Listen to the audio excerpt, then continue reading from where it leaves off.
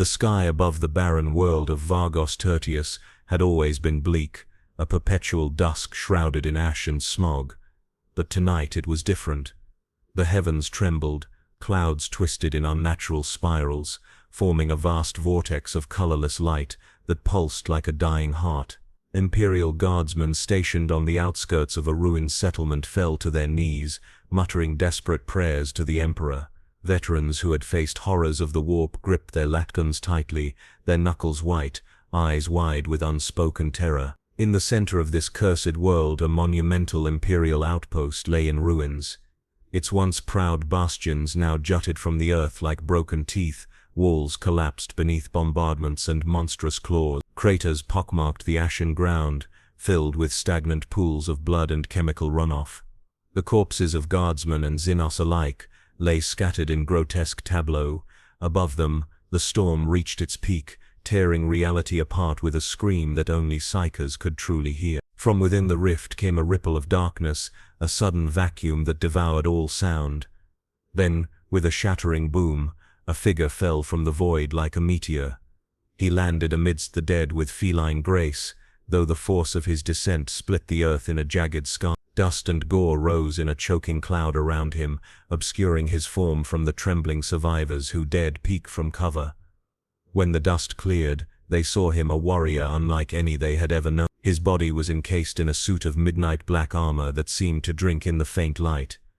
Sleek, form-fitting, it bore the subtle outline of a predator, its surface etched with strange patterns that glimmered faintly purple and silver. A mask shaped like a panther's face concealed his features, its eyes glowing a sharp, piercing white. Tala, king of Wakanda, had no understanding of where he stood. His heart raced with a warrior's instinct, scanning his surroundings with precision. His enhanced senses told him this was not Wakanda, or even Earth. The air reeked of promethium fumes and decay, tasting metallic and bitter.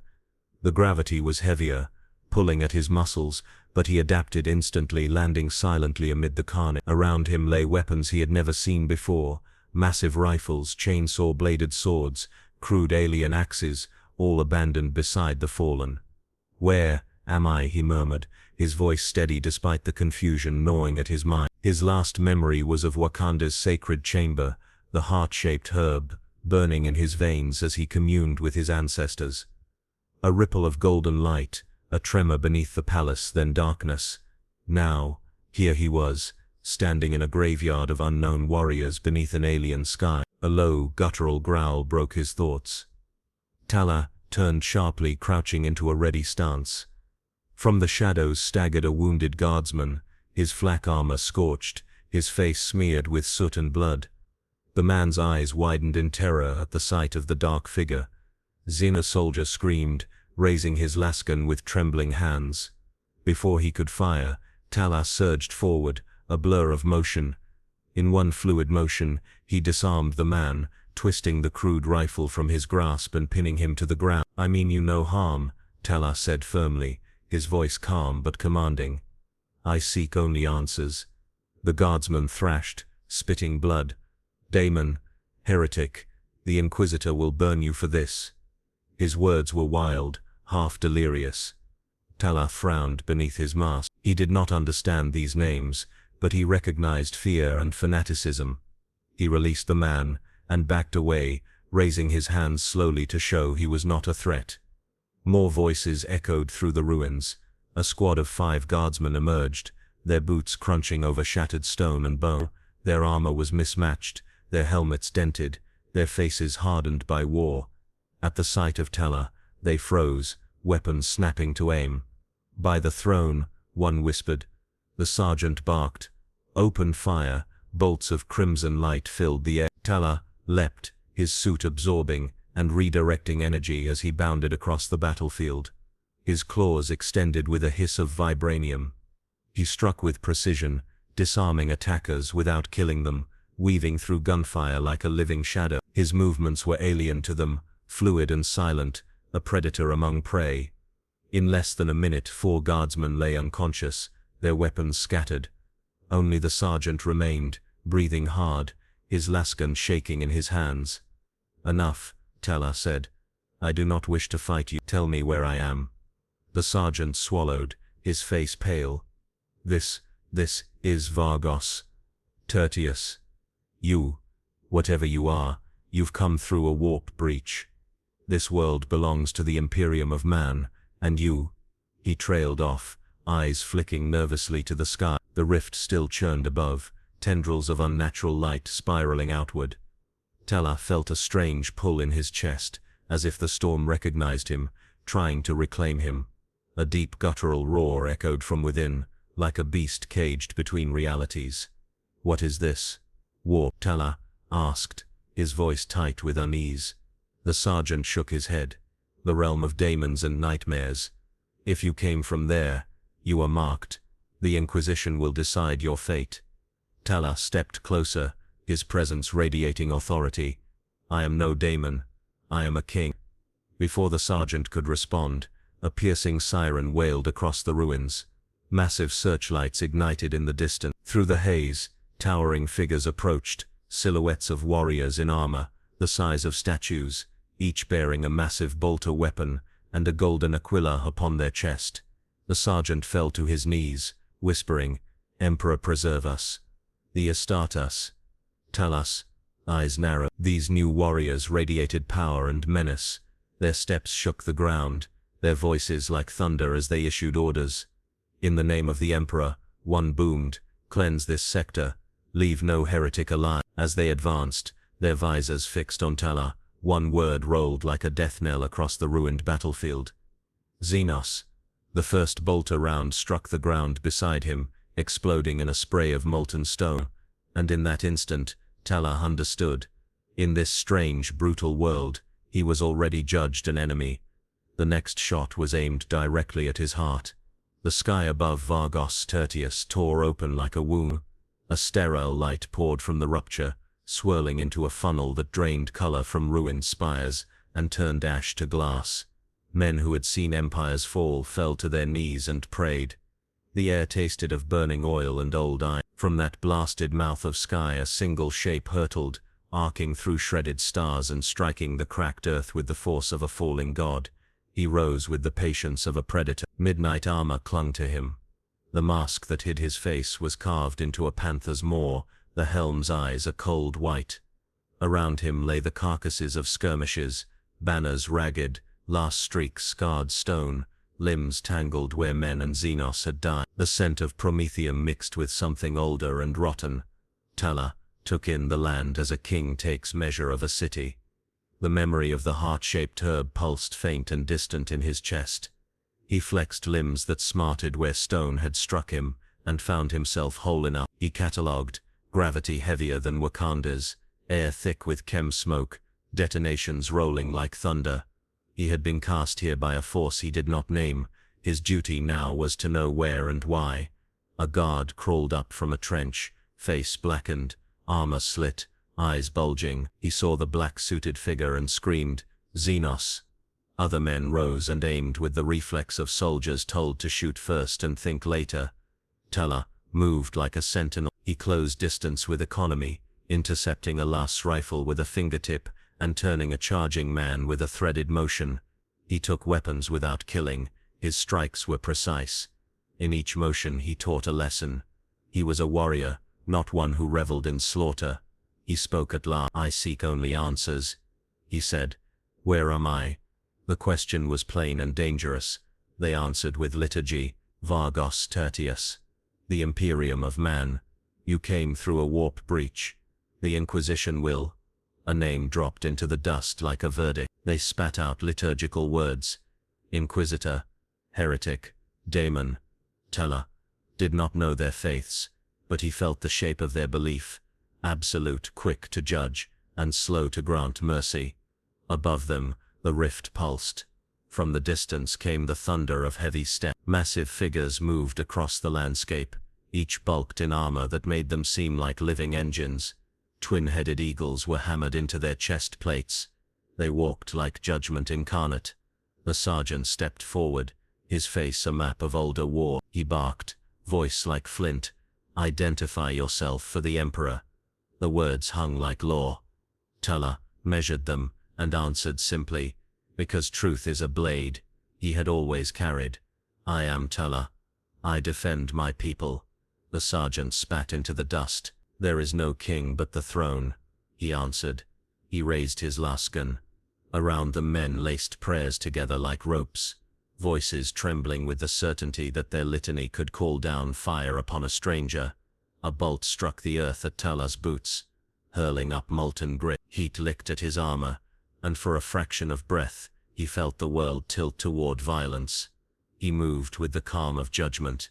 He disarmed and subdued with motions honed in forests and courts. He left men alive. The taking of life had weight to him. Still, each man struck would carry the story back. A dark sovereign walked the ruins and refused to be tamed. The rift whispered then, a resonance at the edge of thought. In that whisper was promise and accusation power offered. Dominion hinted. Tella felt its pull. He clenched a fist and thought of his mantle, of ancestors who bound kings to reason as much as to might.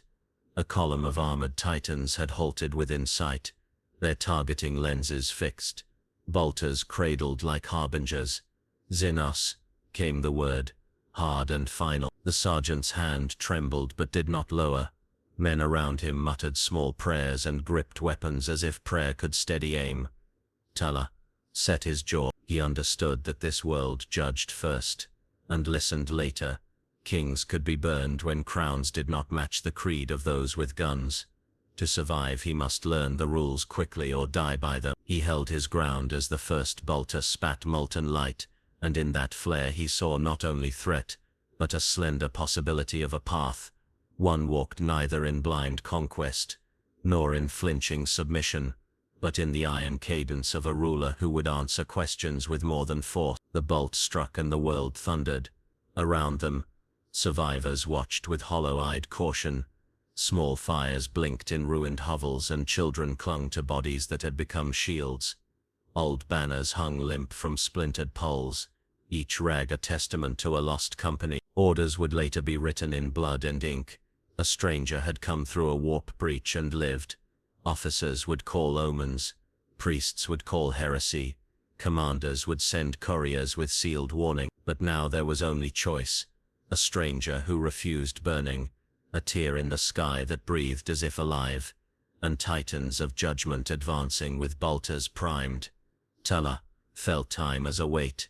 Duty sharpened him. He moved to shield the nearest, because a king's duty is to protect. Mercy might be read as sedition, kindness as defiance, and yet he would not unmake himself for fear of accusation. The rift whispered again, softer and colder, promising dominion and sight beyond seeing if he would yield. He clenched his jaw and turned away from that seductive tug, but the voice deepened its promise. Across the field lead Titan leveled its bolter, its muzzle a sun of molten intent. The world held its breath. The ash-stained horizon stretched endlessly, broken only by the silhouettes of ruined spires and the scorched remains of war machines. The rift above Vargos Tertius churned in silence, fading slowly but leaving behind a lingering wrongness, as though reality itself had been scarred. Tella stood amid the carnage, breathing steadily, his senses cataloguing every detail, the heavy tang of iron in the air, the faint vibrations of distant artillery, the crackle of fires feeding on broken banners. The towering warriors, the Astartes, moved closer, their colossal boots sinking deep into the blackened soil. Their armor gleamed in muted tones of iron and gold, each plate etched with symbols Tella could not yet read. Their mere presence radiated domination and an absolute conviction that brooked no defiance. These were not soldiers in the sense Tella knew. They were more akin to living weapons, sacred to the cause they served. One raised his bolter and spoke, his voice magnified through a helm like the roar of a god. "Unknown entity, by decree of the Inquisition you are condemned. Surrender or be purged." The words were foreign to Tella, yet their meaning was clear. He could see it in their posture, the way their fingers flexed on triggers, the cold certainty of their gaze. Surrender here would mean chains or death. Tella crouched low, his claws sliding free with a muted, "I will not kneel to tyranny," he murmured, though none could understand him. The first bolter round screamed through the air. Tella sprang aside, the explosion tearing a crater where he had stood. He moved with impossible speed, weaving through the storm of incoming fire. To the Astartes, his movements were unnatural, a blur against the desolation. He closed the gap, striking the nearest warrior with a clawed slash aimed at a vulnerable joint. The blow barely scratched the ceramite armor, but the impact staggered the giant half a step. The second warrior swung a massive fist, the blow carrying the weight of a wrecking ball. Tala ducked beneath it and rolled, snatching a fallen guardsman's rifle as he moved. He fired at point-blank range into a cracked visor, the shot distracting rather than harming, but buying him a moment's escape. The ground trembled as a voice boomed from the distance. "Hold fire." The Astartes froze instantly. From behind them emerged a figure draped in robes of crimson and gold, a symbol of a burning eye emblazoned upon his chest. His face was pale and severe, his eyes sunken yet burning with fervor. An inquisitor. The guardsmen who had survived dropped to their knees, muttering prayers as the robed figure advanced. His gaze fixed on Tala with surgical precision. "Fascinating," the inquisitor said, his words laced with disdain and curiosity. "You are no known breed of Zin, yet you wield technology of power and design I have never encountered. Tell me, creature, do you speak the tongue of man?" Tala straightened, chest rising and falling, but remained silent. He measured this man, sensing authority and danger in equal measure. The inquisitor's lips curled in a cold smile. "Then we shall teach you." With a flick of his wrist he signaled. The Astartes closed in, chains woven with glowing runes were brought forth, each link heavy with psychic ward. Tala fought, his strikes a whirlwind of precision and strength, but the chains were not ordinary metal. When they touched his skin, they burned like ice, sapping strength and slowing even his prodigious reflexes. He was dragged to his knees. The guardsmen dared not meet his gaze. To them, this was not a warrior or a king. It was a beast caught for judgment. Only the sergeant risked a glance, and in his eyes Tala saw a flicker of respect mingled with fear. The inquisitor knelt before Tala, studying him like a rare specimen. "The galaxy is full of horrors, demons, mutants, traitors. And yet you are something new. You will be taken aboard my vessel, examined, and weighed.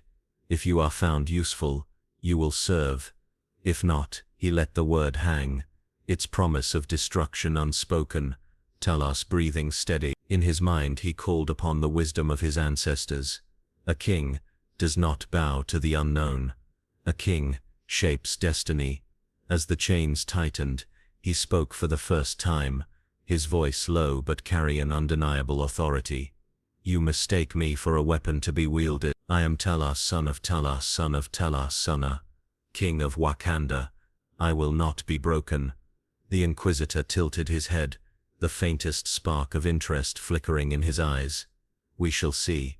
The surviving guardsmen were ordered to gather their dead, their faces etched with exhaustion and awe. The Astartes lifted Tala as if he weighed nothing, carrying him toward a looming gunship that descended from the storm-laden clouds. Its engines roared like chained beasts, the metal hull marked with sigils of faith and war. As they ascended, Tala gazed out over the ruined battlefield. Fires burned in the distance, and the rift above continued to pulse faintly like a wound that refused to close. He knew, instinctively, that whatever had brought him here was not done.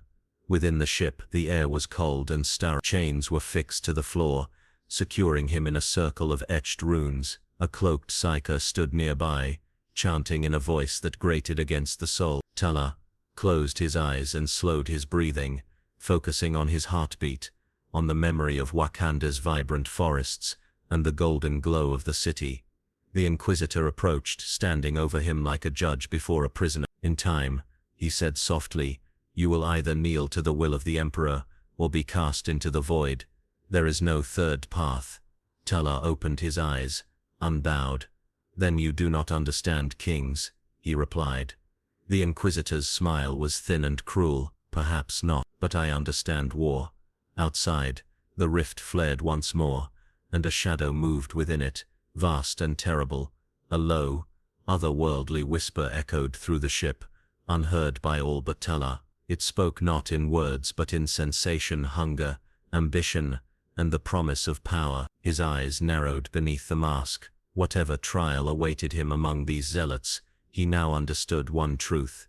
The rift was watching, and it was not done with him yet. The gunship cut through the ash-laden sky like a blade, its engines rumbling deep enough to shake the bones of those chained within. Tella sat unmoving, his wrists and ankles bound by psychic manacles glowing with a dull, oppressive light. Each link seemed to hum with an alien energy that gnawed at his strength and dulled his senses. Even his suit, woven from Wakandan vibranium, felt sluggish under the weight of these restraints. He did not show his fatigue, for a king does not reveal weakness to enemies who hunger for it. Around him, the interior of the vessel was a claustrophobic cathedral of iron. The walls were lined with grim icons and parchments scrawled with endless prayers. The air reeked of oil, ozone and incense, so acrid it burned his throat. Chains hung from the ceiling, clattering with each turbulent lurch of the craft. A ring of soldiers knelt silently around him,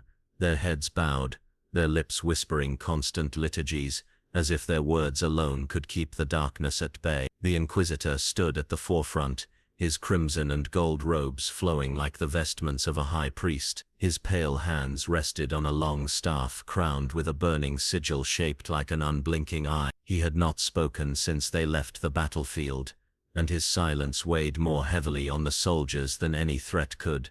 Tella studied the man, memorizing every detail, the faint tremor in his left hand, the careful precision of his movements, the cold fanaticism in his gaze. This man was power, but power shackled to belief, a dangerous combination. Through the small viewing slit beside him, Tella glimpsed the landscape of this alien world as it sped past. Vast fields of rusted machinery stretched to the horizon, punctuated by skeletal cities, long abandoned to decay. Piles of skulls, bleached by countless suns, were stacked into macabre monuments. Rivers of sludge wound through craters large enough to swallow villages. This was not merely a war-torn land. It was a world bled dry by centuries of conflict and faith, twisted into weaponry. As the gunship descended, the horizon revealed a towering structure unlike anything he had seen before. A fortress monastery rose from the cracked earth, its spires reaching skyward like accusing fingers. The entire edifice was carved from black stone veined with glowing red cracks, as though the building itself had been birthed from a volcano's raid. Giant statues of armored warriors flanked the entrance, their eyes hollow yet filled with menace. The soldiers disembarked first, forming a strict procession as they carried their captured Xenos toward the gate. Tella walked between two Astartes, their grips like iron clamps on his shoulders. Though bound, he held himself tall, each step a statement of defiance. He would not be paraded as a beast. Inside, the fortress was a labyrinth of shadow and firelight. Monks in ash-colored robes shuffled silently through the halls, swinging censers that trailed thick smoke. Murals covered the walls, depicting endless wars fought in the name of a faceless, radiant figure. The Emperor. Tella saw in these images the roots of this Imperium's soul, devotion, so absolute it demanded blood. They brought him before a massive chamber where a throne of black iron sat beneath a window of stained glass. The window depicted a galaxy engulfed in flame. The Inquisitor ascended the steps and turned to face his prisoner. "Behold the seat of judgment," the Inquisitor intoned, his voice echoing. "This world, this sector, this very galaxy stands because the Emperor wills it so. You, creature, are a tear in that will. You are an unknown. The Imperium cannot abide unknowns." He gestured sharply, and a scribe hurried forward with a scroll. "Your appearance will be recorded, your nature catalogued. If you are of use, you will serve. If you are a threat, you will be eradicated." Tella's voice rang clear and steady. "You speak of judgment without understanding. I am Tella, king of a nation far beyond your stars. I fight for my people, not for conquest. I do not bow to false thrones." Gasps rippled through the gathered soldiers. Some clutched their weapons, others crossed themselves with trembling fingers. The word false had been spoken against the Emperor's sanctity. The Inquisitor's eyes narrowed. "Blasphemy," he said softly, and that single word carried more menace than a scream. Two Astartes stepped forward, raising their bolters. The massive guns hummed with deadly potential. Talar remained motionless. Fear would not claim him. "If you would execute me," he said, "know this, I will fall standing, not kneeling." The Inquisitor's hand lifted, halting the warriors. His gaze bored into Talar's. For a long moment neither man spoke.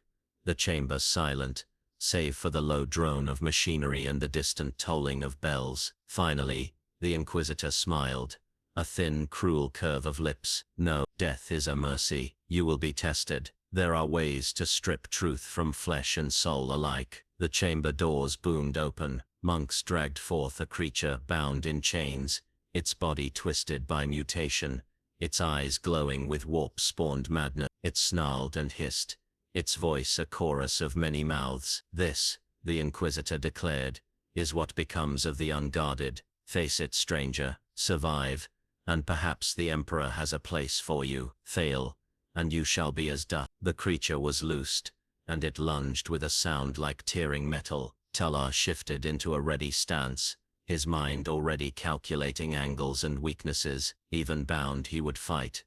As the monster charged, the rift's whisper returned to him, subtle and insidious. "Power," it promised, "claim it, and none shall stand against you." Talar bared his teeth beneath the mask. "I need no demon's gift," he growled. The creature struck, and the chamber erupted into chaos. As the clash began, the Inquisitor leaned back in his throne, eyes glittering. "Now," he murmured, "we shall see what manner of king you truly are." The last thing Talar saw, before the lights dimmed, was the burning sigil above the throne, watching like an unblinking eye. The trial had begun, and there would be no escape. The monster circled Talar like a living nightmare, its body contorting with hideous flexibility. Patches of pallid, blistered flesh shifted beneath a layer of blackened scales, each section twitching independently as if driven by different wills. Its eyes were pits of unnatural light, glowing crimson and violet,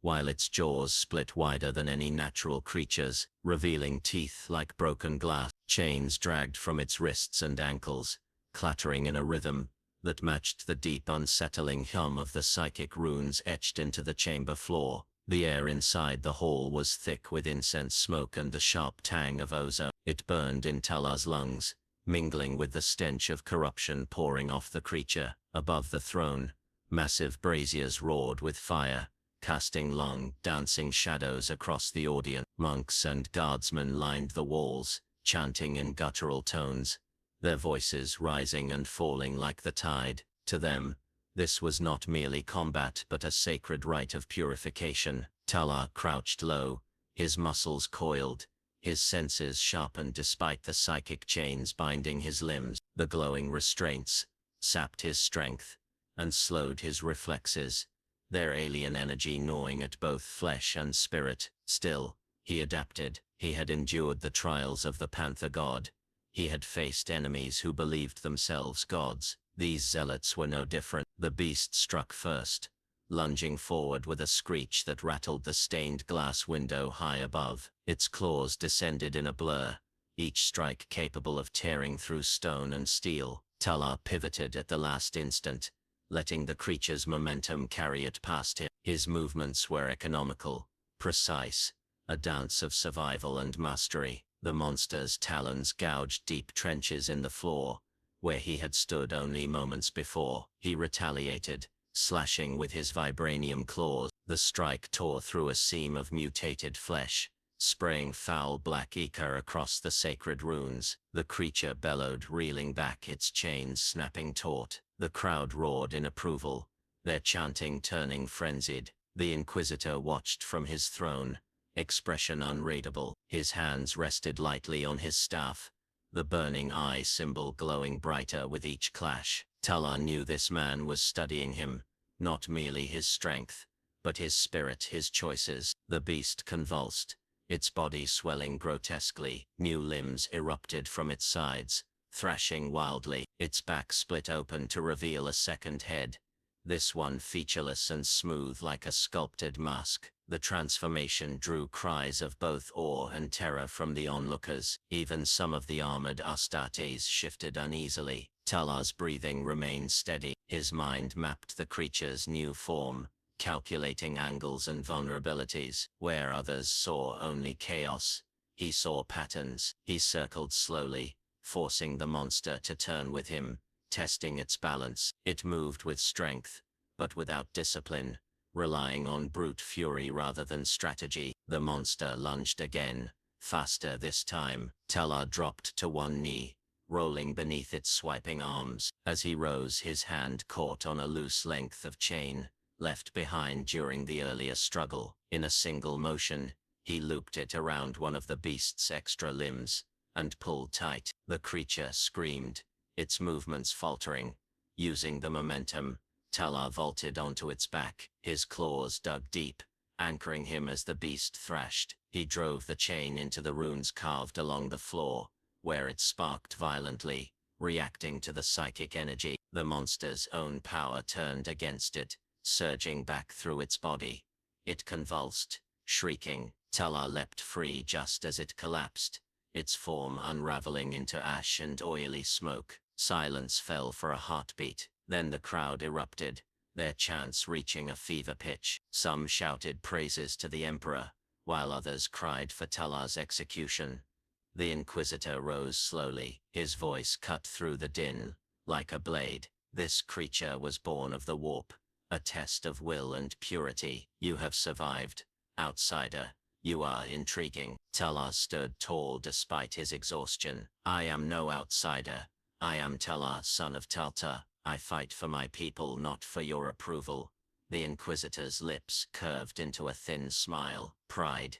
A dangerous trait, perhaps useful, or perhaps damning. He gestured, and the chanting ceased at once. Take him to the sanctum of binding. There we shall see what truths his flesh conceals.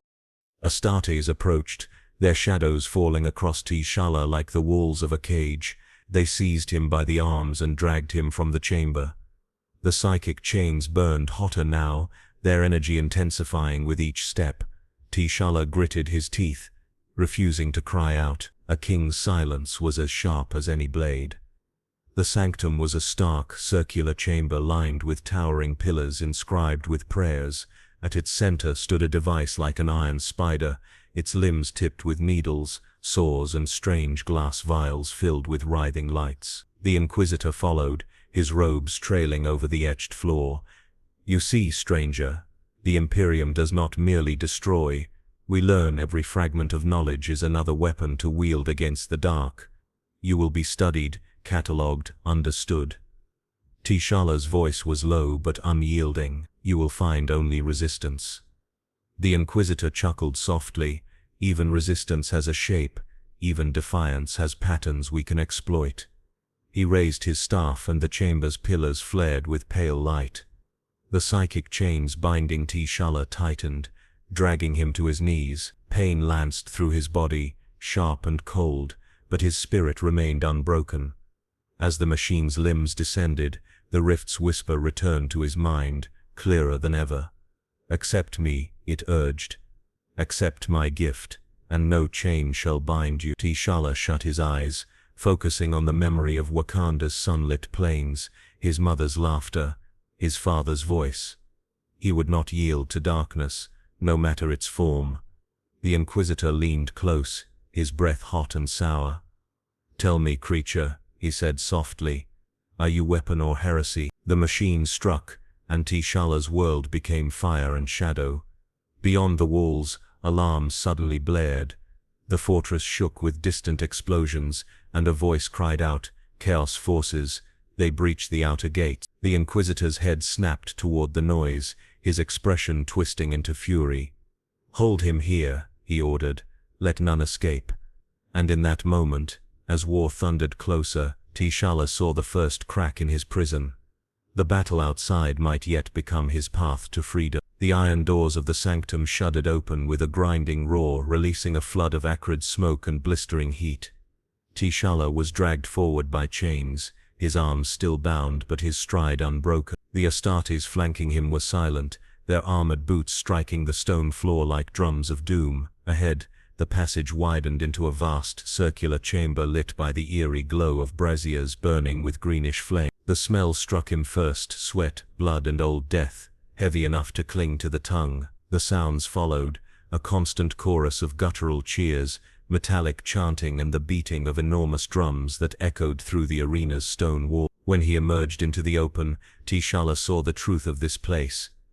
The arena of purity was no simple pit, it was a cathedral of slaughter, built to glorify death. Tiered balconies rose high above, packed with guardsmen, robed acolytes and chanting priests. Monks swung censers so large they resembled wrecking balls, filling the air with choking incense. Banners depicting the twin-headed eagle of the Imperium fluttered overhead, some torn and blackened by fire. At the far end, upon a raised platform of black stone, stood the Inquisitor. His robes gleamed crimson under the firelight, his hands clasped around his staff like a shepherd surveying his flock. His voice carried effortlessly across the din when he spoke. "Behold, brothers and sisters," he proclaimed, "the unclean thing that came to us through the war. Today, the Emperor's light shall reveal his truth." The crowd roared its approval, some raising weapons skyward, others bowing their heads in fervent prayer. T'Challa was shoved to the center of the arena. The chains binding his wrists were unlocked, but heavy rune-marked cuffs remained in place. He flexed his fingers, testing the range of his movement, and took a single step forward. "I am no thing," he said, his voice like tempered steel. "I am a king." The crowd hissed and spat, voices mingling into one hateful wave. The Inquisitor raised a hand for silence. "Then prove it, creature. Survive the trial, and perhaps you will earn the Emperor's judgment." Massive gates around the arena floor began to rise. The first to emerge were twisted mutants, their bodies warped by the touch of the warp. They shambled forward on too many limbs, their mouths filled with broken teeth, their eyes burning with mindless hunger. Behind them came psychers, their skin marked with glowing runes. Their heads twitched and jerked as they muttered words no sane tongue should form. Their very presence warped the air, bending light and space around them. Last came the beasts. Massive, scaled creatures dragged forward by chains, held by shouting handlers. They bellowed, shaking the ground, their jaws lined with serrated tusks. The gates slammed shut, silence fell for a heartbeat. Then a single drumbeat thundered, and the trial began. The mutants charged first, screeching like carrion birds. T'Challa leapt into motion, his vibranium suit absorbing impacts as he wove between them. His claws flashed, severing tendons and striking pressure points with surgical precision. Each kill was swift, silent, necessary. The crowd gasped. These zealots had expected brutish violence, but what they witnessed was artistry. T'Challa moved like a shadow given form, his strikes as fluid as the flow of water. One psyker raised its hands and unleashed a blast of warped energy. T'Challa rolled aside, feeling the raw wrongness of it brush his skin like a frozen blade. He closed the distance in 3 strides, and drove his claws through the psyker's chest, before it could release a second spell. The remaining psykers screamed in unison, their combined power tearing chunks of stone from the arena floor. T'Challa used the debris as cover, darting between pillars of falling rubble. His mind raced. These were not mindless beasts, but living weapons. Their strength lay not in speed but in focus. He disrupted their rhythm, striking one, then vanishing into the smoke to strike another.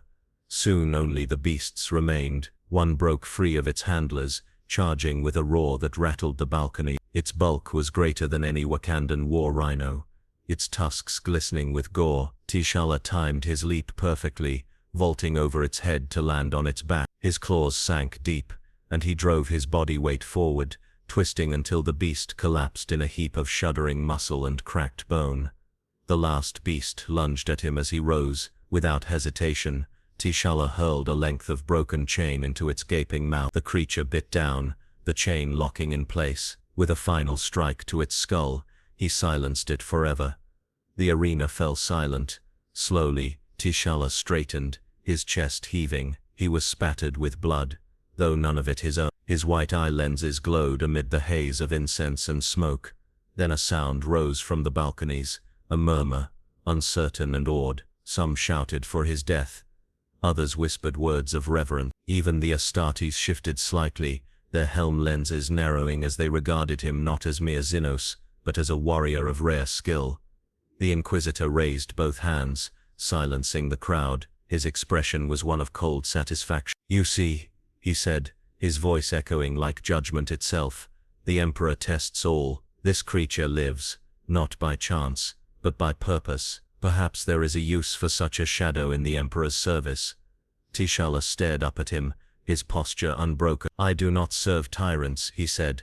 The crowd erupted again, but the Inquisitor only smiled faintly, as though he had expected nothing less. "Take him," he commanded. "Prepare him for the next trial. The truth of his soul has yet to be revealed." As the Astartes advanced, T'Challa's mind worked swiftly. Fear was fading, replaced by something more dangerous. Respect. Even here, among zealots who saw only heresy and purity, his actions had sown doubt. And doubt, T'Challa knew, was the first step toward change. The cell was carved from black stone that seemed to drink in the torchlight. Thin cracks ran across the walls like veins, glowing faintly with unsettling hues, violet, green and sickly yellow. The air was heavy, as though it had weight carrying with it the faint hum of distant chanting. T'Challa sat cross-legged at the center of the chamber, wrists bound by the same psychic cuffs he had worn since his capture. His breathing was steady, each inhale and exhale a deliberate act of control. Victory in the arena had not brought freedom, instead it had drawn sharper eyes. The Inquisitor now saw him as more than a mere curiosity. He was a puzzle, a weapon to be sharpened or broken. The Astartes who guarded the cell stood motionless, their massive frames blocking the doorway like statues of iron. Beyond them, somewhere deep within the fortress, the sounds of war echoed, distant alarms, the grind of war engines, the clash of battle at the gates. Chaos forces, still pressed at the world's throat. Yet here, inside this suffocating room, another battle was being fought. At first, T'Challa thought the whispers were a trick of exhaustion. They came faintly, like the rustle of wind through Wakandan grasslands, soft and distant. But there was no wind here. The air was stagnant, reeking of incense and blood. Slowly, the whispers grew clearer, threading through his thoughts with a terrible intimacy. "T'Challa," the voice hissed, smooth and serpentine, "king without a throne, warrior, lost among the stars, you bleed for those who would burn you. Why?" His eyes snapped open. The cell was empty, save for the guards outside. The whisper was not sound, but thought, an intrusion that bypassed flesh and bone. "I will not answer to shadows," T'Challa said aloud, his voice steady. The whisper laughed, a sound like breaking glass. "You already have. I am the warp, and the warp is truth. These zealots call me heresy, but I am older than their emperor, older than their lies. You fight to save the innocent, yet they would see you dead for being different. Is that justice?" T'Challa closed his eyes again, centering himself. He remembered the teachings of his ancestors. The heart must be strong when the mind is under siege. "My duty is not swayed by the cruelty of others. My purpose is my own." The voice circled him, growing louder, pressing against the edges of his consciousness. "Purpose is forged by power. I can give you strength beyond even your vaunted suit, beyond the limits of your flesh. You need only open yourself to me. Together, we could remake this Imperium in your image. Imagine a galaxy where kings rule by right, not by fear." Images flared unbidden in his mind. He saw Wakanda reborn as a world-spanning empire, its people spread across countless stars. The broken, ash-stained cities of this galaxy, transformed into shining metropolises. The Inquisitor kneeling before him, his staff shattered, his faith extinguished. T'Challa's heart clenched. The vision was beautiful and wrong. He forced the image aside. "I will not become what I despise," the whisper hissed in anger, the chamber's runes flaring brighter, as though the stone itself shared its wrath. "They will never see you as savior, only as Even now the Inquisitor plots to twist you into a weapon, to wield you until you break." You saw it in his eyes, you felt it in the arena, They cheered not for you, but for your slaughter of their enemies. You are a tool to them. The words cut close to truth, and that made them dangerous. Through the cell door's slit, T'Challa saw movement. The Inquisitor had returned, flanked by 2 robed psychers, whose faces were hidden beneath iron masks. Their presence filled the chamber with a suffocating weight, the air vibrating with psychic tension. The guards saluted and stepped aside. The Inquisitor's cold gaze swept over T'Challa. You have survived what should have killed a dozen men, he said. The Emperor's will clearly rests upon you, but survival alone is not proof of loyalty. There are other tests. T'Challa rose to his feet, chains rattling. Your tests mean nothing to me. I do not serve you. The Inquisitor's lips thinned into a line. You will serve, or you will burn. It is that simple. The masked psychers moved forward, their hands weaving intricate signs. The runes in the walls flared to life. T'Challa staggered as a wave of psychic force crashed over him, dragging his deepest memories to the surface. He saw his father's face, his mother's smile, Shuri's laughter, all twisted and distorted by the warp's influence. The whisper returned, louder now, mingling with the psychers' chants. See how they desecrate what you hold sacred. Break free, and I will silence them forever. T'Challa roared, his will surging against the psychic tide. He clung to his memories, forcing them back into clarity. Through sheer discipline, the chains on his wrists glowed, cracking under the strain. The Inquisitor's eyes widened slightly. Remarkable, he murmured. He resists even this. The psychers cried out as the backlash struck them. One collapsed, blood streaming from beneath his mask. The other stumbled back, clutching his head. T'Challa dropped to one knee, breathing hard. The whisper coiled around him like smoke. You could end them all, it promised. Take my hand, and none shall ever bind you again. He rose slowly, defiance burning in his gaze. I am not your pawn, he said, his voice like a war drum. The Inquisitor gestured sharply. Enough. Return him to the holding cells. Prepare the next trial.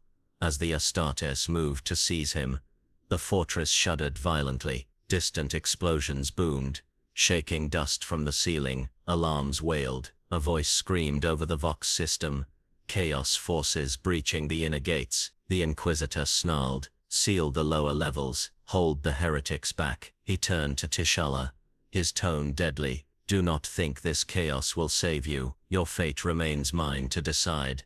As they dragged him away, the whisper grew quiet, but not gone. Soon, it purred. Soon, you will see that I speak the only truth that matters. T'Challa glanced at the trembling walls, and the panicked soldiers beyond his cell. For the first time, he saw opportunity amid the madness. If he could not break his chains through strength alone, perhaps war itself would break them for him. The fortress shook as another explosion rippled through its foundations, sending dust cascading from the vaulted ceilings. Alarm klaxons wailed, their piercing tone echoing through the endless stone corridors like the cries of dying beasts. The rift above Vargos, Tertius, had not closed. Instead, it had widened, spilling tendrils of unnatural light that warped the sky. Chaos had come in full force, and the fortress was now a battlefield. T'Challa was dragged through a narrow passage by 2 hulking Astartes. His wrists were still bound by the psychic cuffs, their runes burning against his skin. Every movement sent jolts of pain through his body, but he endured in silence. Around him, soldiers sprinted in frantic disarray. Some carried weapons, others wounded comrades, while priests shouted prayers over the Vox systems to steel hearts against the encroaching heretic. The whisper of the warp had grown quieter since the chaos assault began, as though even it paused to watch what would unfold. In its absence, T'Challa's thoughts were sharp and focused. This was no longer merely about survival. This was opportunity. As they neared a heavy blast door, the lights flickered, plunging the corridor into darkness. A guttural roar reverberated from ahead. Then, without warning, the door burst inward in a hail of molten shrapnel. Through the breach poured monstrous shapes, their forms writhing and twisted by the warp's influence. Chaos cultists, their bodies painted with symbols of madness, surged forward with chain blades and jagged axes. The Astartes holding T'Challa shoved him against the wall and opened fire. Their bolters thundered, each shot tearing apart multiple cultists. The corridor became a slaughterhouse of fire and screams, yet for every enemy slain, 2 more appeared, howling in devotion to their dark gods. One cultist hurled a vial of crackling warp energy. It struck the nearest Astartes square in the chest, detonating in a blast of raw, chaotic power. The mighty warrior staggered, his armor smoking, before collapsing in a lifeless heap. The second Astartes roared in rage, swinging his massive fist like a hammer, scattering foes like dolls. In the chaos, no one watched T'Challa. He twisted his wrists, forcing his muscles past the point of pain. The psychic cuffs resisted, their runes glowing brighter, but the earlier psychic backlash had weakened them. With a final surge of strength, he snapped one cuff free. The shattering link released a pulse of blue energy that momentarily stunned those nearest him. Moving with the speed of a predator unleashed, T'Challa wrenched the second cuff loose and dropped into a crowd. His claws extended with a hiss, and he pounced on the nearest cultist, slashing through flesh and bone in a single fluid motion. The blood sprayed hot against his armor, but he did not falter. The remaining Astartes turned, his helm lenses narrowing. Unbound, he growled, confusion warring with instinct. Before he could react further, 3 cultists leapt onto his back, driving corrupted blades into the gaps of his armor. The warrior fell, vanishing beneath a tide of howling bodies.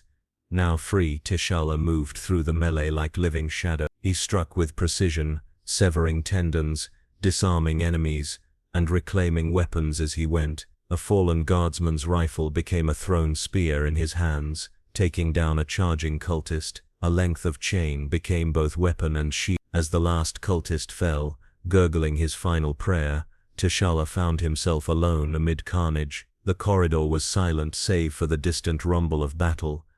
He knelt beside the fallen Astartes and examined the enormous bolter still clutched in lifeless hand. It was too heavy for even his enhanced strength to wield effectively, but its ammunition belts and explosives could be repurposed. Carefully, he gathered what he could and moved on. Through the shattered blast door lay a wide hall filled with statues of armored warriors. Many were shattered, their heads lying in pieces on the floor. Between these silent sentinels, survivors fought desperately. Guardsmen fired from behind barricades, their lines faltering as chaos forces pressed from every angle. The heretics chanted blasphemies as they advanced, their voices rising in a maddening chorus. At the center of the chaos stood a massive daemon host. Its body was a host for a warp entity, bound by cruel runes and burning chains. Its flesh shifted constantly, half corporeal, half solid, like smoke trapped in bone. Every step it took sent tremors through the hall, its very presence warping reality. The guardsmen were breaking, some fled, others dropped their weapons and fell to their knees in despair. The daemon host raised a clawed hand, preparing to unleash a wave of psychic destruction that would annihilate the defenders. T'Challa did not hesitate.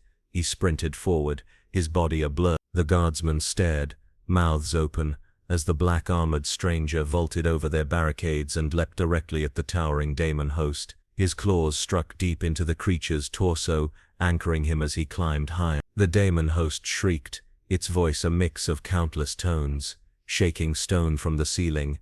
The warp whispered again, eager, hungry. Yes, it hissed. Use me. Claim this power. Become more.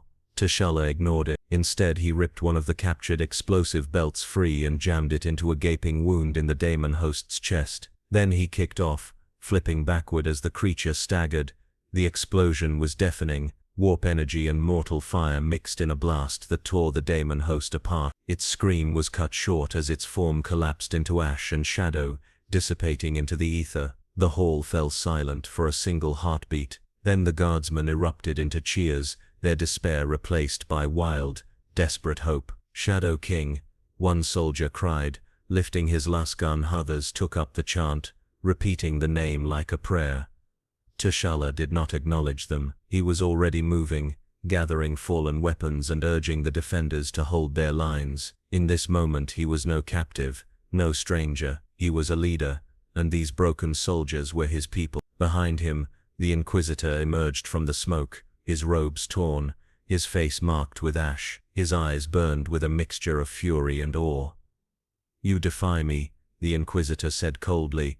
"You fight as though this world were yours." T'Challa turned, his voice calm but unyielding. "I fight because they cannot. You see a tool to be used. I see lives worth saving." For a long moment they stared at one another amid the ruin. Then the Inquisitor inclined his head slightly, though his expression remained sharp as a blade. "Perhaps," he said, "we share a temporary purpose. The enemy is chaos, and they will not stop here." T'Challa's jaw tightened. "Then let us end them." Outside, the fortress walls groaned under another bombardment. The battle was far from over, but for the first time since his arrival, T'Challa was free, and he had allies, however fragile. As the soldiers rallied behind him, the whisper returned, quieter now but filled with promise. "You are becoming what you were meant to be at a king of more than one world." T'Challa ignored it, setting his focus on the fight ahead. Chains had been broken this day, but far greater bonds still awaited their reckoning. The fortress gates opened to a world on fire. As T'Challa stepped through the shattered archway, a wave of heat and noise slammed into him like a physical force. The battlefield stretched endlessly before him, a scarred wasteland of ash dunes, broken war machines, and craters so deep they swallowed entire platoons. The sky was a swirling bruise of smoke and warp lightning, its color shifting unnaturally between crimson and sickly green. War was everywhere. In the distance, columns of Imperial tanks thundered across the plains, their cannons flashing as they pounded, advancing enemy line. Massive siege walkers lumbered like titans of metal, their steps leaving craters in the ashen soil. Barrages of artillery screamed overhead, lighting the sky like falling stars. Closer to the fortress, the battle was more intimate and savage. Guardsmen fought in desperate trenches, their lars spitting red light into charging mobs of chaos cultists. Each man and woman fought with the desperation of those who knew retreat meant damnation. The cultists came in endless waves, their bodies painted with symbols of dark gods, their voices raised in maddening chants that carried even over the roar of battle. T'Challa took it all in with a warrior's eye. The scale of the conflict dwarfed anything he had witnessed on Earth, even the largest wars of Wakanda. Here, armies were not merely soldiers, they were expendable offerings thrown into a fire that could never be quenched. This was not war for victory, this was war for survival, eternal and absolute. The guardsmen who had followed him from the fortress flanked him nervously, still whispering the name they had given him, Shadow King. It was half praise, half superstition. They had seen him leap into the heart of battle and destroy the Daemon host with nothing but his claws and cunning. In a galaxy where hope was rare, such feats became legend instantly. The Inquisitor walked ahead, robes billowing as he surveyed the battlefield. His expression was unreadable, though his grip on his staff was tight. He spoke over the howl of the wind. "This world has been at war for 3 generations. No victory, no retreat, only stalemate. Every inch of ground is paid for in blood and reclaimed again by the enemy within hours." T'Challa's gaze swept across the horizon. "Why remain here at all? Evacuate your people. Leave this cursed place." The Inquisitor's eyes narrowed. "Because if this planet falls, the entire sector falls with it. These trenches are not merely dirt, they are the walls that keep the galaxy from being consumed." A nearby guardsman spat into the mud. "Walls built from our bones," he muttered bitterly. The Inquisitor did not rebuke him. That more than words told T'Challa the truth of this war. The ground shook violently as a massive shape emerged from the smoke. T'Challa's head snapped up, eyes narrowing behind his mask. It was a colossal war engine, its form blasphemous and shifting, half machine, half daemon. The chaos construct advanced on piston-like legs, its weapons blazing. It crushed fleeing guardsmen beneath its feet without slowing, its laughter a screech of warped metal. "Defensive line, brace." The Inquisitor barked. Imperial tanks fired in unison, their shells detonating against the creature's hide. Chunks of twisted metal flew off, but the thing did not fall. It roared and returned fire, vaporizing entire squads with beams of searing energy. "This cannot hold," T'Challa said. "Then make it hold." The Inquisitor snapped, pointing toward the enemy line. "You wanted to prove you are more than an intruder, now lead them."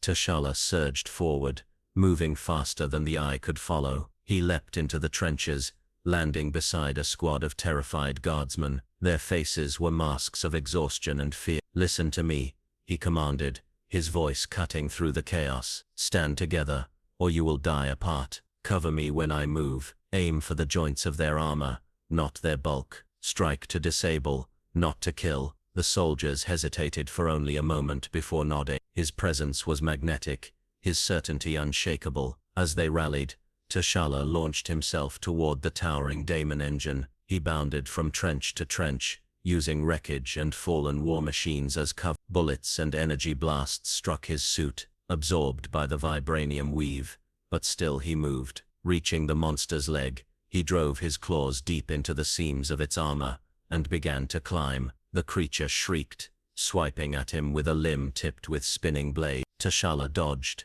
using his agility to stay just ahead of each strike. At the top, he found a warped cockpit pulsing with sickly light. Inside, the Daemon core beat like a heart. Without hesitation, he ripped free one of the explosive charges he had taken earlier, and jammed it into the core's glowing mass. "Wakanda forever," he whispered, and leapt clear. The explosion tore the creature apart from within. A geyser of fire and warp energy erupted into the sky, scattering cultists and shaking the earth. The Daemon engine collapsed, its death scream rattling the bones of every living being on the field. The Imperial line surged forward with renewed courage. Guardsmen who moments before had been ready to flee now shouted in defiance, charging the disoriented cultists. The tide of battle shifted by sheer will and desperation. From the ridge, the Inquisitor watched, his face unreadable. When T'Challa landed beside him, he gave a single curt nod. "Impressive," he admitted grudgingly. "Perhaps the Emperor's light does favor you." T'Challa ignored the compliment. His eyes were on the wounded guardsmen being carried from the field, their bodies broken by a war that would never end. "This is not victory," he said quietly. "This is survival, bought with suffering." The Inquisitor's voice was cold. "Suffering is the currency of the Imperium. Without it, there is nothing." As night fell, the battlefield became a grim tableau of firelit ruins and smoldering wreckage. The surviving soldiers huddled together in the trenches, whispering prayers and the name of the stranger who had saved them. Shadow King, T'Challa stood apart, staring into the distance. Beyond the smoke and fire, he saw no end to this war, only more battles, more dead, more chained. In his heart, he felt the weight of what he had witnessed. This was not merely one world struggle, this was the galaxy's truth. The whisper of the warp returned, soft and insidious. "See how they fight without hope. See how they die for masters who will never remember their name. You could change this. You could end this endless war." T'Challa closed his eyes, shutting out the voice. But even as he turned away, he knew its temptation had taken root. For the first time, he wondered if justice in this galaxy could be achieved without becoming a tyrant himself. Dawn never truly came to Vargos. Terstai remained a bruised swirl of smoke and warp light, its sickly hues shifting restlessly, like a wounded beast. When the first rays of pale light broke through the clouds, they revealed a battlefield even more scarred than before. Piles of burned wreckage stretched to the horizon, trenches brimmed with blood and rainwater, and banners of both Imperium and Chaos lay torn and trampled in the mud. T'Challa stood atop a battered trench line, his silhouette sharp against the hazy sky. The guardsmen around him murmured nervously, casting fearful glances toward the distant ridges. The previous night's victory over the Daemon engine had given them hope, but hope was fragile here. War never slept, and new enemies always came. Scouts returned from the mist, their faces pale and eyes wide. One dropped to his knees before the Inquisitor, gasping for breath. "My lord," the scout panted, "it's not chaos this time. It's something worse." The Inquisitor's voice was cold and sharp. "Speak clearly." The scout swallowed hard. "Orcs, thousands of them, maybe tens of thousands. They're gathering for a Baujawark." The very word sent a ripple of fear through the assembled troops. Even T'Challa, unfamiliar with the term, sensed the dread it carried. He turned to the Inquisitor. "Explain," he demanded. The Inquisitor's gaze was grim. "Orcs are a plague upon the galaxy. They are war-given flesh, brutal, relentless, and growing stronger with every battle. A Baoja is not merely an army, it is a storm. Once it begins, it does not end until everything is dead or consumed. The distant horizon rumbled like an approaching thunderstorm, a guttural chant carried on the wind, low at first but rising steadily. Baoja, the sound rattled the very earth beneath their feet. From the mist emerged a tide of green-skinned giants, their crude armor covered in spikes and glyphs daubed in blood. They marched in chaotic ranks, their weapons cobbled together from scavenged parts yet terrifyingly effective. Massive war banners, stitched from the hides of fallen foes, flapped wildly above their heads. At the center of the horde towered their war boss, a beast larger than any creature T'Challa had faced. Its tusks jutted from a snarling jaw, and its armor was a patchwork of scavenged metal plates. In one massive hand, it wielded a weapon that was part axe, part chainsaw, part cannon, a grotesque fusion of destruction. The guardsmen wavered, their formation faltering as the sheer scale of the enemy revealed itself. "Hold the line," the Inquisitor barked, his voice cutting through their fear. "If this position falls, the entire world falls with it." But the soldiers' terror was palpable, their weapons shook in their hands. T'Challa leapt down into their midst, his presence commanding silence. "Look at me," he said, his voice calm yet unyielding. "Do not see what they are. See what we must be." The nearest guardsman whispered, "Shadow King," and the name spread like wildfire, steadying trembling hands and hardening frightened hearts. T'Challa turned to face the oncoming horde. "We fight not because we wish to, but because those behind us cannot. If we fall, there will be no one left to rise."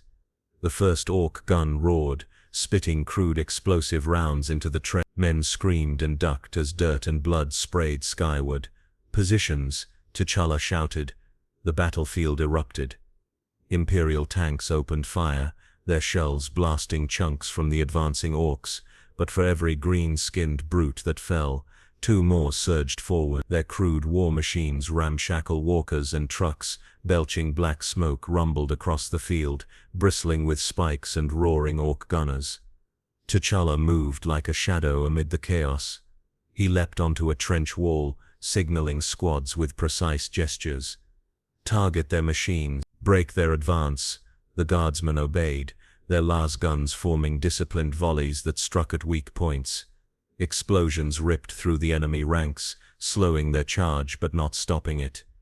The war boss bellowed, a sound like an avalanche, and charged forward. His sheer bulk tore through wreckage and soldiers alike. Behind him, the orcs roared louder, the rhythm of their chant growing feverish. "Werg! Werg! Werg!" T'Challa sprinted to meet him, weaving through the carnage. He bounded onto a toppled tank and launched himself high, striking the war boss's chest with both claws extended. Sparks flew as vibranium met crude armor. The war boss staggered, then swatted him aside with a blow that would have crushed a lesser man. T'Challa hit the ground hard, rolling to his feet just as the war boss swung again. He dodged, claws flashing, carving deep gouges into the beast's limbs. Around them, the battle reached a fever pitch. Orcs and guardsmen clashed in brutal melee, bayonets against axes, faith against fury. The sky turned black with smoke, lit only by muzzle flashes and the glow of burning machines. The Inquisitor watched from the ridge, shouting orders to the remaining tanks. "Concentrate fire on the flanks. Push them inward." T'Challa realized the truth in that moment. If the war boss fell, the horde might falter. Orcs followed strength above all else. He leapt again, landing on the war boss's back. The brute roared and spun, trying to shake him off, but T'Challa clung tight, driving his claws into vulnerable seams. "Now," he shouted to the guardsmen. "Fire now." Dozens of lasguns focused on the war boss. Bolter fire from the ridge hammered into its chest. Under the combined assault, the beast stumbled. T'Challa struck the final blow, driving both claws into its throat. With a gurgling roar, the war boss collapsed, shaking the ground as it fell. The horde froze. For a heartbeat there was silence. Then chaos erupted, Some orcs turned on each other immediately, battling for dominance. Others fled into the mist, their chant breaking apart into scattered, angry howls. The boo, werg, dissolved as quickly as it had begun. The guardsmen cheered, their voices ragged with exhaustion and triumph.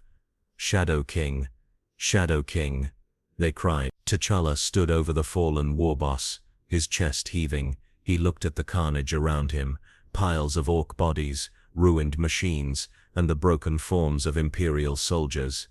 This was no victory, only a reprieve. The Inquisitor approached, his robes streaked with blood and ash. "You have saved this line," he admitted. "For now. But orcs never truly die.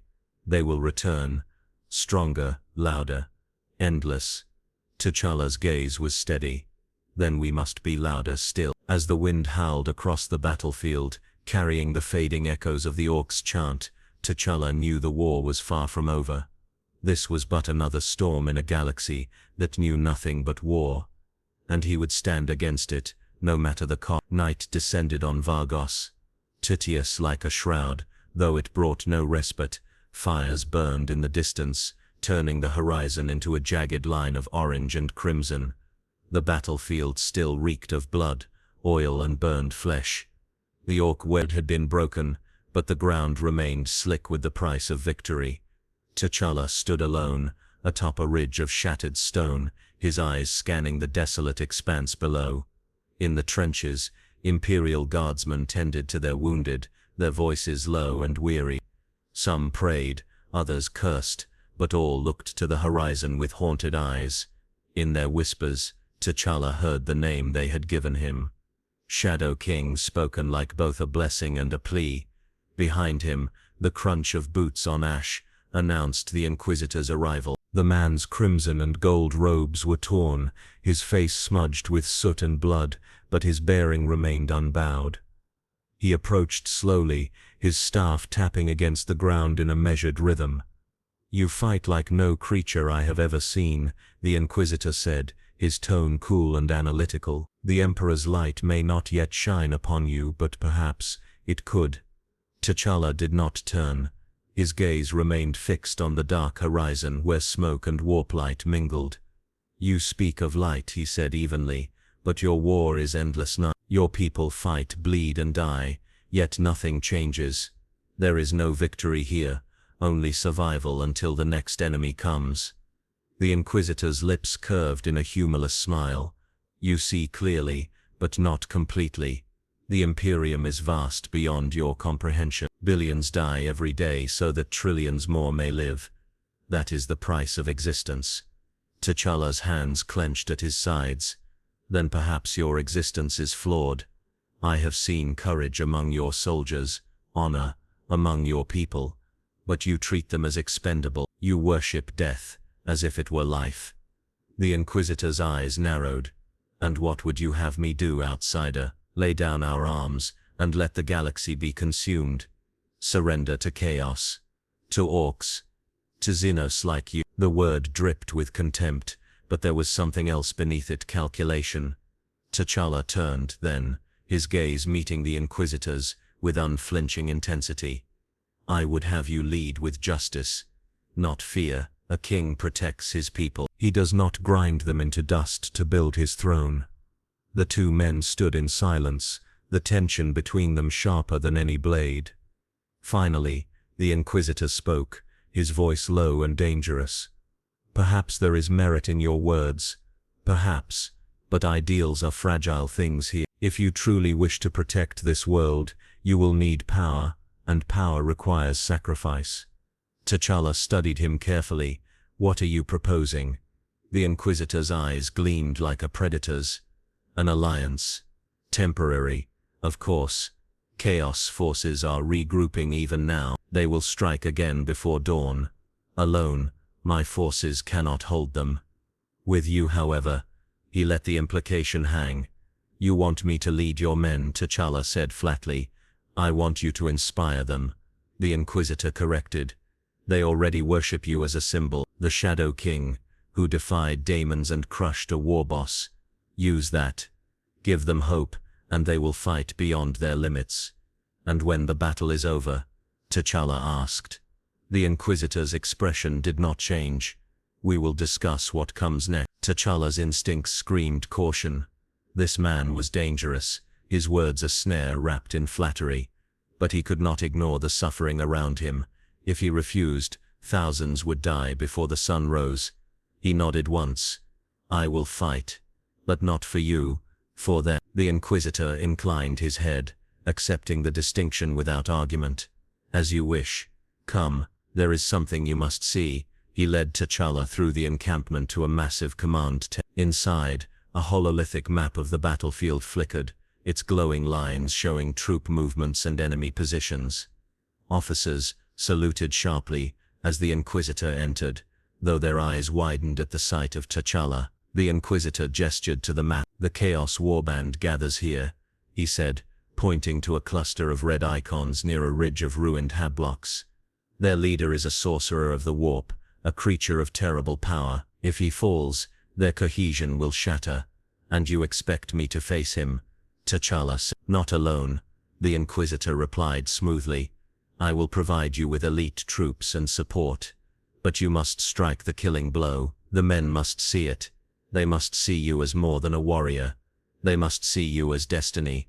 T'Challa's jaw tightened. "You would make me into a symbol to serve your empire." The Inquisitor's smile was thin and sharp. "Symbols move men in ways fear cannot.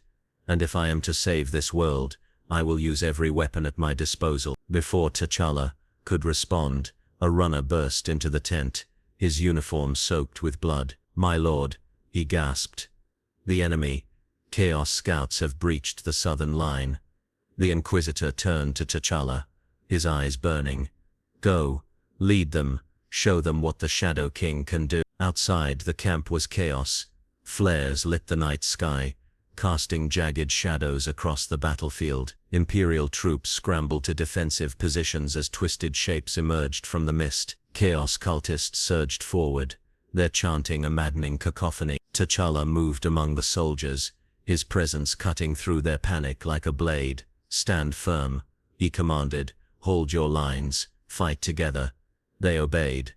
When the first wave hit, T'Challa was at the forefront. He struck with speed and precision, his claws carving through corrupted flesh and armor. Around him, the soldiers rallied, their fear burning away beneath the heat of battle.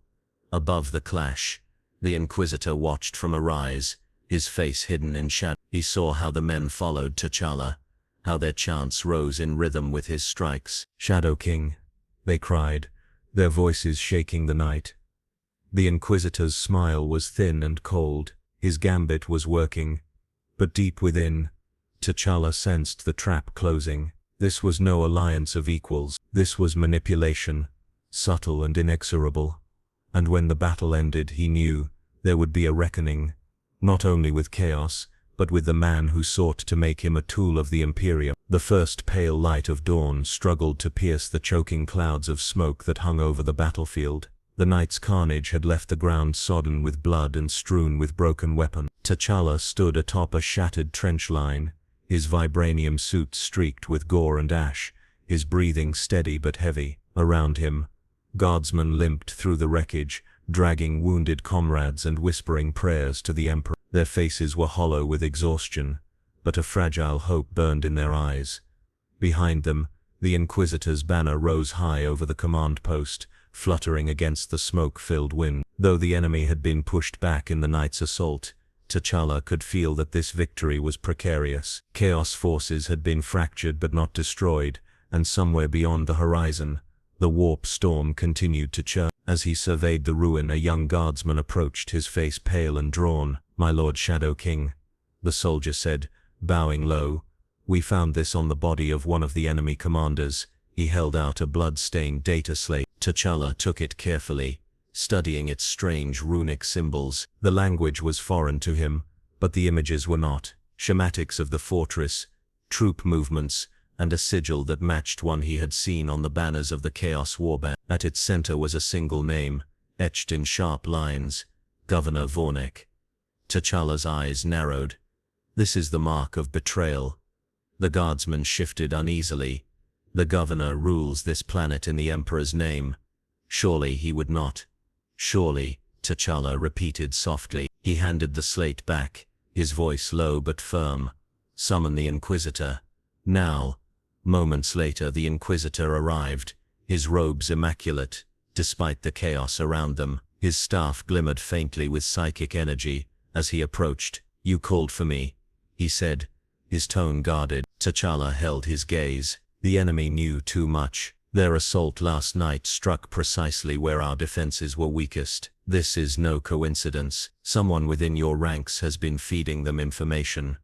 The Inquisitor's expression remained unreadable. You imply treachery, but without proof. This, T'Challa interrupted, gesturing to the data slate, is proof enough. The Inquisitor studied it briefly, then exhaled through his nose. Governor Vornek. I suspected him before, but I had no evidence. His grip on his staff tightened. He has long sought greater power, and there are whispers that he courts forbidden allies. If he has turned to chaos, then this war was never meant to be won. T'Challa finished. It was meant to bleed both sides until he alone remained to rule. The Inquisitor's jaw hardened. This cannot stand. Come, we will confront him together. The governor's palace rose from the heart of the last surviving city, its spires intact amid the ruins. As T'Challa and the Inquisitor approached with a small retinue of soldiers, they passed through streets lined with starving civilians. The people knelt as the procession passed, their faces gaunt, their eyes filled with fear. This is the Emperor's realm, T'Challa murmured bitterly. And yet they live like prisoners. They live, the Inquisitor said coldly. That is more than can be said for most. Inside the palace, the air was thick with perfume and incense. Gilded statues of the Emperor lined the walls, their golden visages gleaming beneath chandeliers of crystal. Servants scurried away at the sight of the Inquisitor, their heads bowed low. Governor Vornek awaited them in the throne chamber, lounging on a high seat carved from black marble. He was a portly man dressed in silks and jewels, his rings heavy with gemstones. His face bore the soft features of a man who had never seen battle. My Lord Inquisitor, Vornek said smoothly, rising to bow. What an unexpected honor, and you bring with you our mysterious champion, the so-called Shadow King. His smile was thin and mocking. Spare me your pleasantries, the Inquisitor snapped. We have questions, Governor. Questions about last night's attack. Vornek spread his hands innocently. Ah yes, a terrible thing. So many brave soldiers lost. I grieve for them deeply. You grieve nothing, T'Challa said, his voice cutting through the chamber like a blade. He stepped forward, his claws glinting in the torchlight. You guided chaos to our gates. You sacrificed your own people for power. Gasps rippled through the assembled courtiers and guards. Vornek's eyes widened, then narrowed. Baseless lies. You would take the word of an alien over mine. I serve the Emperor faithfully. The Inquisitor raised the data slate, its runes glowing faintly. Your sigil was found among the enemy's plans. Deny it if you dare. Vornek's mask cracked, sweat beaded on his brow. You cannot understand, he hissed. The Imperium abandons us. Reinforcements never come. Supplies dwindle. I did what I must to preserve this world. By damning it, T'Challa growled. Vornek's hand darted to a hidden pistol beneath his robes. Before he could fire, T'Challa leapt. In a blur of motion, he disarmed the governor and slammed him to the floor. The man screamed as T'Challa's claws pressed against his throat. Confess, T'Challa demanded, his voice like thunder. Confess before these people you betrayed. Vornek spat blood. Yes, I bargained with chaos, but only to buy time. They promised me rule over this sector. I would have ended the war by any means necessary. The chamber erupted in shouts. Some of the palace guards drew weapons, but the Inquisitor's staff flared with psychic light. Stand down, he commanded, and none dared defy him. T'Challa rose slowly, dragging Vornek to his feet. What is the judgment here? He asked coldly. The Inquisitor's expression was grim. There is only one punishment for treachery.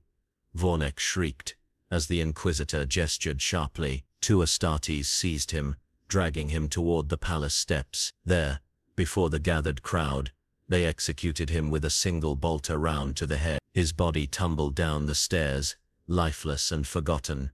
The crowd fell silent. The Inquisitor turned to address them, his voice amplified by the palace acoustics. The enemy is not only beyond our walls, but among us. Vigilance is our greatest weapon. Trust in the Emperor, and purge the unclean. The crowd roared its approval, fear and devotion mingling into one voice. T'Challa, however, felt only unease. As he watched the bodies being carried away, he realized that Vornek's death solved nothing. The war would continue, the people would continue to suffer, and the Imperium would grind on, unchanging. The Inquisitor approached him, lowering his voice so only T'Challa could hear. You see now why faith must be absolute. Doubt is a cancer, rule through fear, and chaos cannot take root. T'Challa's jaw tightened beneath his mask. Fear may keep men silent, but it does not make them loyal.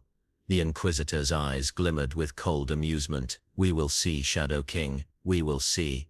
As they left the palace, smoke rose from the city like black banners. The throne room behind them was already being cleaned, Vornek's memory scrubbed away as if he had never existed. T'Challa looked back only once. In that moment, he swore silently that he would not allow this world to be ruled by ashes and lies, even if it meant defying the Imperium itself. The war had paused, but only for a breath. Beyond the city's blackened walls, the horizon still glowed red with firestorms, and the constant bombardment of distant artillery. The rift above Vargos, Tertius, swirled like an unhealed wound, its tendrils of warp light twisting the sky into impossible shapes. In the streets below, the people mourned their dead in silence, fearful to speak too loudly lest they draw the attention of the Inquisition. Inside the fortress monastery's grand hall, the air was tense and thick with the scent of incense and oil. The chamber was lit by flickering lumen globes and firelight,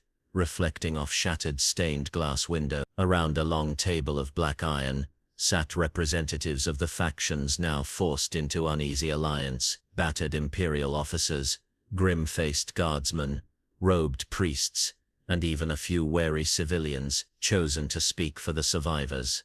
At the table's head stood T'Challa. He wore his vibranium suit, though the once pristine armor was now scarred and scorched from countless battles. His white eye lenses glimmered in the dim light, giving him the appearance of a living shadow. His presence drew every gaze, not through intimidation, but through the calm, unyielding authority of a king. The Inquisitor sat opposite him, his crimson and gold robes immaculate, though a faint tension lingered around his eyes. He leaned on his staff, its burning eye sigil glowing faintly. Between the two men lay a fragile truce, each aware that the other was both ally and rival. T'Challa spoke first, his voice carrying clearly through the hall. Governor Vornek's treachery nearly doomed us all. His death ended one danger, but not the greater threat. Chaos will return, and the orcs are already regrouping. This war is far from finished.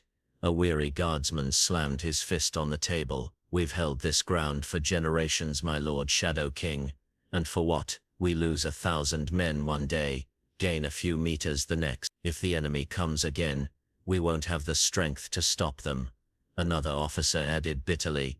Supplies are gone, ammunition, food, even clean water. Reinforcements never come. The Imperium has abandoned this world.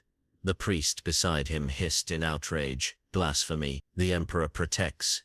Does he? T'Challa interrupted, his tone even but sharp. The Emperor may protect your faith, but faith alone will not stop an orc horde, or a chaos incursion. We need strategy. We need unity. The hall fell silent. Even the priest lowered his gaze, chastened. From the shadows near the far wall came a new voice, soft and melodic. A figure stepped forward, clad in flowing robes of shimmering blue and silver. Her face was hidden beneath an ornate helm, and her movements were graceful, almost alien. The guardsman tensed immediately, hands flying to weapons. Eldar, someone spat. The Inquisitor's staff flared with light. Why is she here?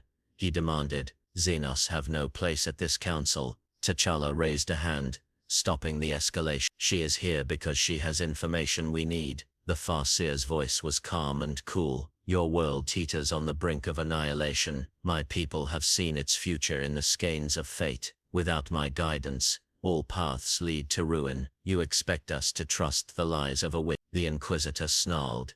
You have little choice, she replied simply. Chaos gathers strength beyond the rift even now. A greater warlord rises among the orcs, one who can unite their tribes into a single, unstoppable warlord. If you cannot strike before he ascends, this world will burn. T'Challa studied her closely, though her words carried arrogance. There was no deception in her tone. He turned to the others. We fight separate battles, each against our own enemy, and we lose because of it. Vornek's treachery was proof enough that division is our greatest weakness. The guardsman who had spoken earlier nodded, reluctantly. A single command, one strategy, that might give us a chance. The Inquisitor's face hardened. You would place humans and Xenos under one banner. Unthinkable. The Emperor's law forbids it. T'Challa stepped closer, his shadow falling over the table. The Emperor's law has left this world dying. Your way has failed. My people taught me that when the house burns, you do not ask, who holds the bucket? You fight the fire together. Murmurs rippled through the hall. Some nodded in agreement. Others scowled in disgust. The tension was a living thing, ready to snap. Finally, the Inquisitor exhaled slowly. Very well, he said at last, his voice like ice. Temporary cooperation, nothing more. When the enemy is defeated, we will settle our differences. The Farseer inclined her head in silent acknowledgement. T'Challa spread a map across the table. It depicted the regions surrounding the fortress, trenches, ruined cities, supply lines, and the ever-encroaching warp storm. The enemy strikes from two fronts. Chaos grows stronger with every soul they claim, while the orcs multiply like disease. If we attempt to fight both separately, we will be destroyed. He pointed to a region marked in crimson. Here lies a network of ancient tunnels beneath the old manufactorum. If we can lure both armies into this choke point, they will clash with each other. While they tear themselves apart, we strike at their leaders. Without leadership, the hordes will scatter.